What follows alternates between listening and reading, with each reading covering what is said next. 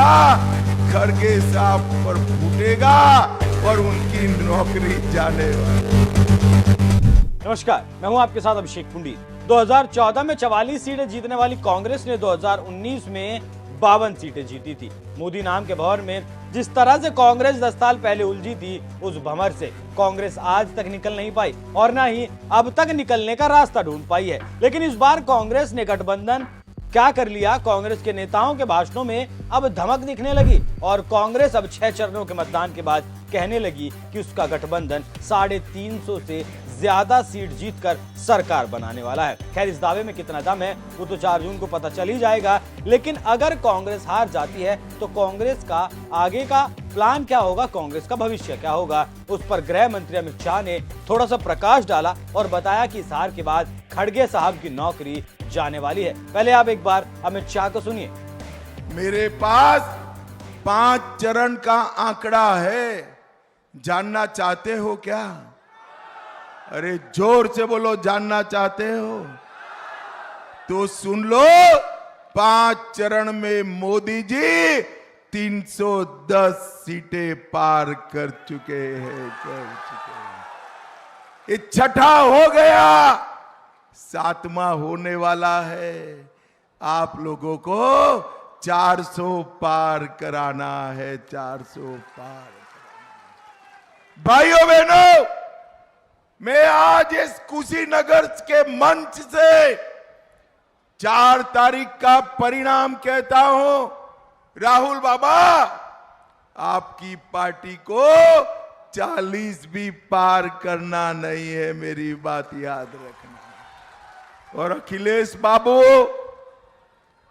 कितना भी आपके प्रति सहानुभूति से मैं बात करूं, आपका 4 भी पार नहीं होना है, 4 भी पार नहीं। देश की जनता ने तय किया है कि अगले 5 साल नरेंद्र मोदी प्रधानमंत्री रहेंगे और इसके बार बार वो प्रधानमंत्री रहेंगे।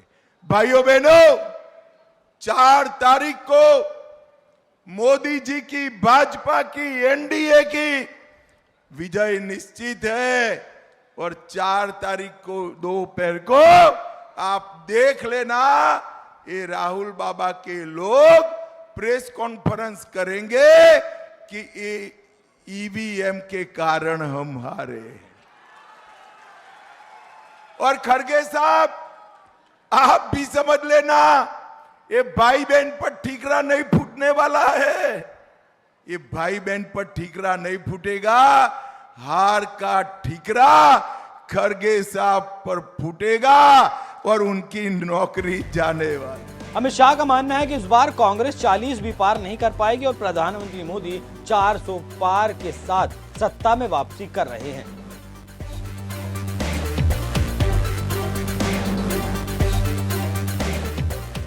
वहीं अखिलेश को भी तंज भरे लहजे में कहा कि इस बार आपकी 4 सीटें भी नहीं आने वाली। खैर, ये राजनीतिक भाषणबाजी है, सब अपने अपने वोटरों को लुभाने के लिए करते ही हैं। लेकिन हकीकत क्या है उसे जानना जरूरी है और हकीकत ये है कि कांग्रेस के जो जनाधार वाले बड़े नेता थे वो उसका साथ छोड़कर जा चुके हैं। जो बड़े नेता बचे हैं वो राहुल के शागिर्द बने रहना चाहते हैं और अपना ज्यादातर वक्त राहुल की चापलूसी में लगा रहे हैं। वो ये दिखाने की कोशिश कर रहे हैं कि राहुल का सबसे ज्यादा आशीर्वाद किसके ऊपर है, कांग्रेस चुनाव जीतने के लिए लड़ रही है या फिर बीजेपी को 400 पार से रोकने के लिए लड़ रही है। इस बात का फैसला 4 जून को हो ही जाएगा। लेकिन बड़ा सवाल यह है कि जैसे 2019 में पार्टी के अध्यक्ष राहुल गांधी थे और हार के बाद उन्होंने हार की जिम्मेदारी लेते हुए अपने पद से इस्तीफा दे दिया था, क्या खड़गे के केस में भी वही होगा और 4 जून के बाद कोई और पार्टी का अध्यक्ष बनेगा या फिर गांधी परिवार से एक बार फिर कोई कांग्रेस पार्टी का अध्यक्ष बनने वाला है। लेकिन इस बात से कांग्रेस के भीतर विवाद हो सकता है और विवाद इस बात का हो सकता है जैसे मनमोहन सिंह के कार्यकाल के दौरान सोनिया गांधी सुपर पीएम हुआ करती थी, वैसे ही मौजूदा हालात में राहुल गांधी खड़गे के ऊपर बैठे सुपर अध्यक्ष हैं। खड़गे भले ही अध्यक्ष हैं, लेकिन फैसले तो राहुल गांधी ही लेते हैं। कागजी तौर पर खड़गे भले ही पार्टी के अध्यक्ष हों, लेकिन असल में तो कांग्रेस राहुल के ही इशारों पर चलती है। सभी फैसले तो राहुल के ही होते हैं, तो ऐसे में भी खड़गे की नौकरी को खतरा है या नहीं? वैसे यहाँ सवाल कई और भी हैं। पहला सवाल तो यही है कि क्या कांग्रेस परिणाम पहले से जानती है, तभी उसने हार की जिम्मेदारी से बचने के लिए खड़गे को अध्यक्ष की कुर्सी सौंप दी और भाई बहन ने खड़गे को बलि का बकरा बना दिया। वैसे चुनाव के बाद कांग्रेस में भूचाल तो आना तय है, क्योंकि खबरें ऐसी हैं कि दोनों भाई बहन की बन नहीं पा रही। दोनों एक दूसरे से खफा हैं। नतीजों के बाद पार्टी भी दो फाड़ हो सकती है। प्रियंका, रॉबर्ट वाड्रा अलग खिचड़ी पकाने में लगे हैं। अब देखने वाली बात होगी कि खड़गे की आंच में किसकी खिचड़ी पकती है और कौन अपनी गर्दन पर वार को लेता है। लेकिन ये तो तय है कि 4 जून के बाद कांग्रेस में कुछ तो बहुत बड़ा होने वाला है। अब देखना होगा कि आखिर होता क्या है। आपको क्या लगता है कि कांग्रेस में आखिर क्या होने वाला है? अपनी राय हमें कमेंट कर जरूर बताएं। नमस्कार।